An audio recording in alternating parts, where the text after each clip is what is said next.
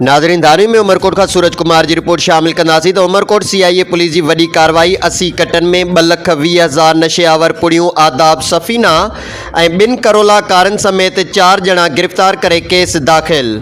CIA police Umarkot Guzzi इतला ते लालचंदाबाद वेझो कामयाब कार्रवाई करे 80 कटन में 2,20,000 नशेआवर पुड़ियों आदाब और सफ़ीना समेत बलोचिस्तान के रवासिन अमानुल्ला बिरोही, शाह खालिद बिरोही, फारूक बिरोही, आमिर पठान के गिरफ़्तार करे तालका थाने ते मंशियात एक्ट तहत केस दाखिल करे छॾियो।